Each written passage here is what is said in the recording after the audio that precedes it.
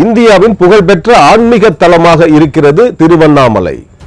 உலக புகழ்பெற்ற அருணாச்சலேஸ்வரர் திருக்கோயில் அமைந்திருக்கும் திருத்தலம் திருவண்ணாமலை. இந்த திருவண்ணாமலை நினைத்தாலே புண்ணியம் தரக்கூடியது என்கிறார்கள் ஆன்மீகவாதிகள்.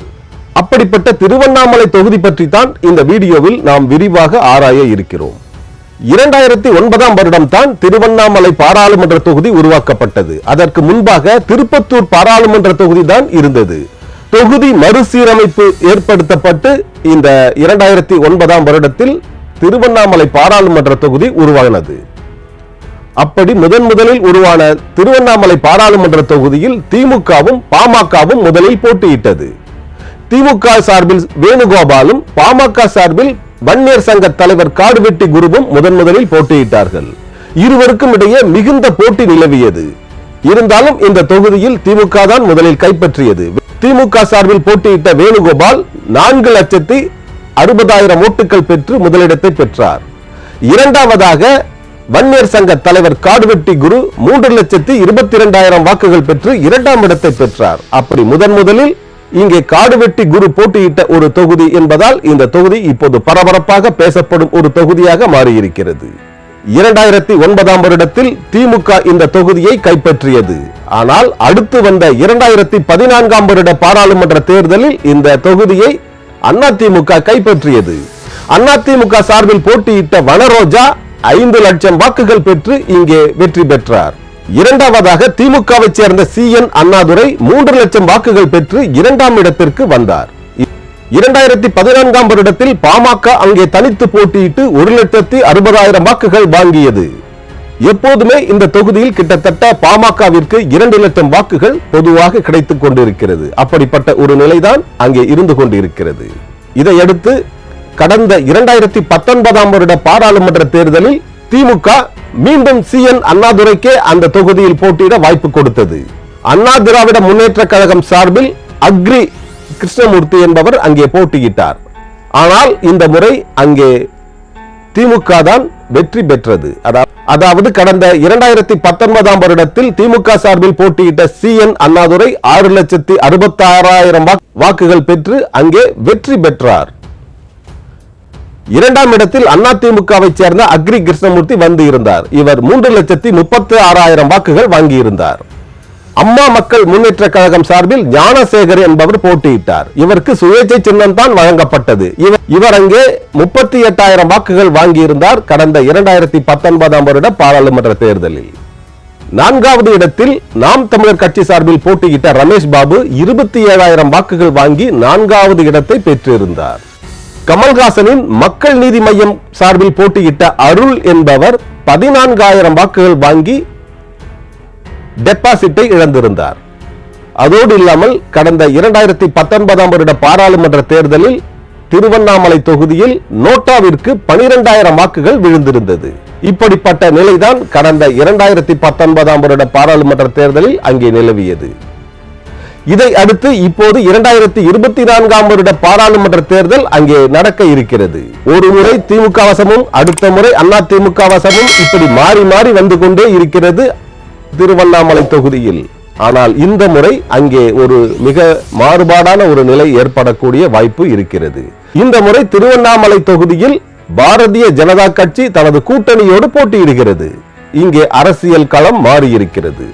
பாரதிய ஜனதா கட்சியோடு பாட்டாளி மக்கள் கட்சியும் இணைந்திருக்கிறது. அதுதான் பாரதிய ஜனதா கட்சியை வலுப்பெற செய்திருக்கிறது. இது ஒரு புதிய கூட்டணியாக இருப்பதால் இந்த புதிய கூட்டணிக்கு அங்கே பலத்த வரவேற்பு கிடைத்துக் கொண்டிருக்கிறது. பாரதிய ஜனதா கட்சி சார்பில் அஸ்வத் தாமன் போட்டியிடுகிறார். இவர் வழக்கறிஞர். பாரதிய ஜனதா கட்சியின் சட்டப்பிரிவு செயலாளராக இருந்தவர் அஸ்வத் தாமன். ஆனால் இப்போது இவருக்கு பதவி உயர்வு தரப்பட்டிருக்கிறது கட்சியில். இவர் மாநில செயலாளராக இருக்கிறார். இவரது பூர்வீகம் திருவண்ணாமலை அருகில் இருக்கும் புகைப்பட்டி என்கிற கிராமமாகும். இந்த புகைப்பட்டி கிராமத்தில் இருந்துதான் அவர் திருவண்ணாமலையில் போட்டியிடுகிறார். அவர் உள்ளூர்காரர் என்பதால் அவருக்கு வரவேற்பு அதிகமாகவே இருக்கிறது.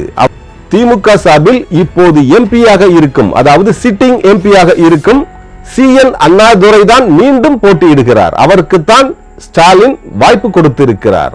அதிமுக சார்பில் கலியபெருமாள் போட்டியிடுகிறார். அவருக்கு வாய்ப்பு கொடுத்திருக்கிறார் எடப்பாடி பழனிசாமி.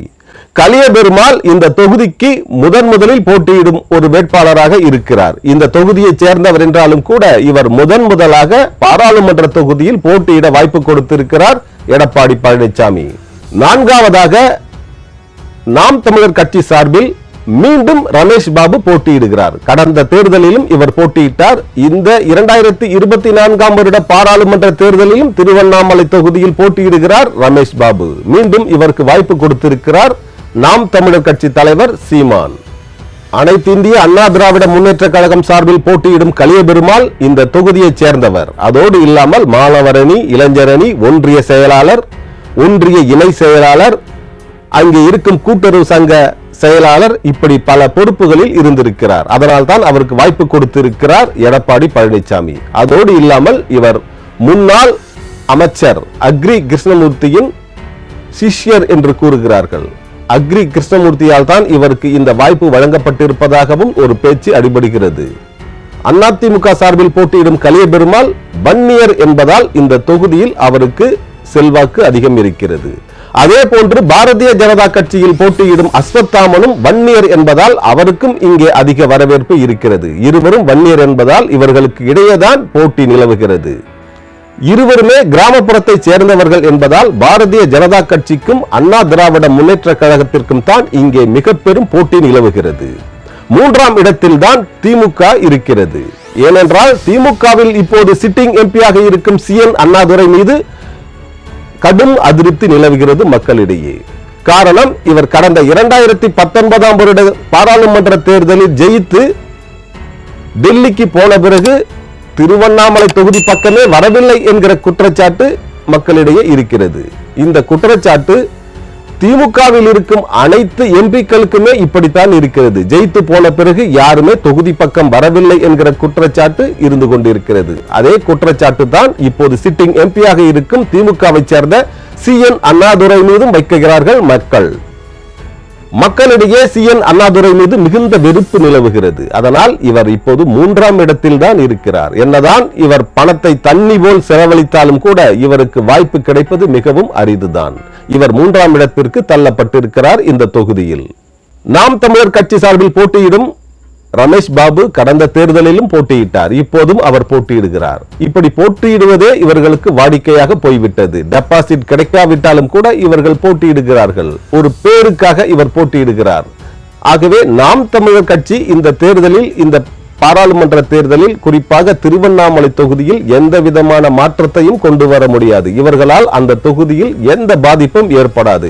அதாவது நாம் தமிழர் கட்சி ரமேஷ் பாபு 10,000 ஓட்டுகள் வாங்குவதே மிக கடினமான ஒரு சூழல் தான் இப்போது நிலவுகிறது. காரணம், இங்கே பாரதிய ஜனதா கட்சி புது வியூகம் அமைத்து போட்டியிடுகிறது. பாரதிய ஜனதா கட்சிக்கும் அதிமுகவிற்கும் இடையே இங்கே கடும் போட்டி நிலவுகிறது. திமுக இங்கே மூன்றாம் இடத்திற்கு தள்ளப்பட்டு விட்டது. 4வது இடத்திற்கு தான் வந்திருக்கிறது நாம் தமிழர் கட்சி. அதுவும் டெபாசிட்டை பறிகொடுத்து விடும் நிலைதான் நாம் தமிழர் கட்சிக்கு இருக்கிறது. திருவண்ணாமலை பாராளுமன்ற தொகுதியில் 6 MLA தொகுதிகள் இருக்கின்றன. ஜோலார்பேட்டை, திருப்பத்தூர், செங்கம் தனி தொகுதி, திருவண்ணாமலை, கீழ்பெண்ணாத்தூர், கலசப்பாக்கம் ஆகிய 6 MLA தொகுதிகள் இங்கே இருக்கிறது. திருவண்ணாமலையில் முக்கிய ரயில்கள் எதுவும் வரவில்லை. இந்தியா முழுவதிலும் இருந்து இந்த புண்ணிய நகரமான, ஆன்மீக நகரமான திருவண்ணாமலைக்கு எக்ஸ்பிரஸ் ரயில்கள் எதுவும் வருவதில்லை. அப்படி வருவதற்கான எந்த ஏற்பாட்டையும் CN அண்ணாதுரை டெல்லியில் செய்யவில்லை. அதற்காக குரல் கொடுக்கவில்லை. அப்படி ஒரு சில முறை இவர் குரல் கொடுத்திருந்தாலும் இதுவரை ரயில்கள் இங்கே வருவதில்லை என்கிற குற்றச்சாட்டு மக்களிடையே நிலவுகிறது. ஆனால் பாரதிய ஜனதா கட்சியைச் சேர்ந்த அஸ்வத்தாமன் அதிகாரத்தில் இல்லாத பொழுதும் கூட இவர் டெல்லி மினிஸ்டரிடம் மனு கொடுத்தவுடன் உளுந்தூர்பேட்டை நின்று செல்கிறது அனைத்து எக்ஸ்பிரஸ் ரயில்களும். ஒரு சிறிய ரயில் நிலையமான உளுந்தூர்பேட்டையில் பல ரயில்கள் நின்று செல்வது அஸ்வத்தாமனின் நல்ல செயல்பாட்டிற்கு எடுத்துக்காட்டு. இது மக்கள் மத்தியில் நல்ல வரவேற்பை கொடுத்திருக்கிறது அஸ்வத்தாமனுக்கு. அதனால் பாரதிய ஜனதா கட்சியைச் சேர்ந்த அஸ்வத்தாமன் திருவண்ணாமலைக்கும் நல்ல செயல்களை செய்வார், பல நன்மைகளை செய்வார் என்று கூறுகிறார்கள் அங்கிருக்கும் பொதுமக்கள். அங்கிருக்கும் வாக்காளர்கள், பெண்கள் மத்தியில் மிகுந்த வரவேற்பு நிலவுகிறது அஸ்வத்தாமனுக்கு. இவர் கிராமப்புறத்தை சேர்ந்தவர் என்பதால் தங்களில் ஒருவராக இவரை பார்க்கிறார்கள் அங்கிருக்கும் கிராம மக்கள். திருவண்ணாமலை பாராளுமன்ற தொகுதியில் 15,25,000 வாக்காளர்கள் இருக்கிறார்கள். இதில் 7,50,000 பேர் ஆண் வாக்காளர்கள், 7,60,000 பேர் பெண் வாக்காளர்கள். ஆண் வாக்காளர்களை விட பெண் வாக்காளர்கள் சற்று அதிகமாக இருக்கிறார்கள். அப்படிப்பட்ட ஒரு நிலைதான் இங்கே இருக்கிறது. இந்த தொகுதியில் கடந்த தேர்தலில் 80% வாக்குப்பதிவு நடந்தது. அதே போன்ற ஒரு 80% வாக்குப்பதிவு தான் இந்த தேர்தலில் நடக்கும் என்று எதிர்பார்க்கிறது தேர்தல் கமிஷன். திருவண்ணாமலை பாராளுமன்ற தொகுதி ஆன்மீக நகரமாக இருந்தாலும் கூட இந்த பகுதி கிழக்கு தொடர்ச்சி மலையின் அடிவாரத்தில் இந்த புண்ணிய தலம் அமைந்திருக்கிறது. இந்த மலைப்பகுதி நிறைந்த இந்த பகுதியால் மலைவாழ் மக்கள் அதிகம் வசிக்கிறார்கள். பட்டியல் சமூகத்தவர்களும் அதிகம் வசிக்கிறார்கள். அதோடு இல்லாமல் அதிக அளவில் வன்னியர் சமூக மக்கள் அதிக அளவில் இங்கே வசிக்கிறார்கள். வன்னியர் சமுதாயத்தின் வாக்குகள் யாருக்கு அதிகம் கிடைக்கிறதோ அவரே இங்கே வெற்றி பெறக்கூடிய வாய்ப்பு அதிகம் இருக்கிறது. வன்னியர் சமூகத்தோடு இங்கே பலதரப்பட்ட மக்களும் வசிக்கிறார்கள். பல சமூகத்து மக்களும் இந்த தொகுதியில் வசிக்கிறார்கள். திருவண்ணாமலை பாராளுமன்ற தொகுதி அதிக அளவு கிராமங்களை கொண்ட ஒரு தொகுதியாகும். ஆகவே இங்கே கிராமப்புற மக்கள் தான் அதிகம் இருக்கிறார்கள். யார் தங்களோடு அதிக நெருக்கமாக இருக்கிறார்களோ, தங்களுக்கு அதிக உதவிகள் செய்கிறார்களோ அவர்களுக்கே வாக்களிக்கக்கூடிய நிலைமை நிலவுகிறது. அஸ்வத்தாமன் இந்த மக்களோடு மக்களாக அவர்களின் குறைகளை தீர்க்க தகுந்த ஒரு நபராக மக்கள் கருதுவதால் அஸ்வத்தாமன் வெற்றி பெறக்கூடிய வாய்ப்பு தான் இங்கே இருக்கிறது. பாஜக அஸ்வத்தாமனின் பிரச்சாரம் கிராமம் கிராமமாக தொடர்ந்து நடைபெற்றுக் கொண்டிருக்கிறது. இரவு பகல் பாராமல் அவர் அங்கே பிரச்சாரம் செய்து கொண்டிருக்கிறார். அவருக்காக அங்கே பலர் தன் முனைப்போடு பிரச்சாரத்தில் ஈடுபட்டுக் கொண்டிருக்கிறார்கள்.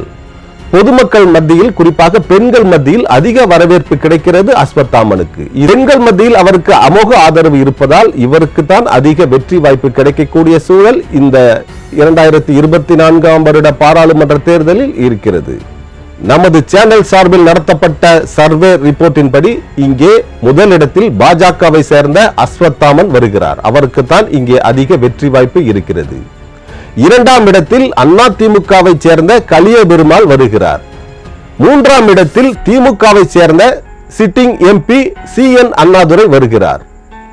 நான்காவது இடத்தில் நாம் தமிழர் கட்சியை சேர்ந்த ரமேஷ் பாபு வருகிறார். இந்த ரமேஷ் பாபுவுக்கு இங்கே 10,000 வாக்குகள் கிடைக்கும்.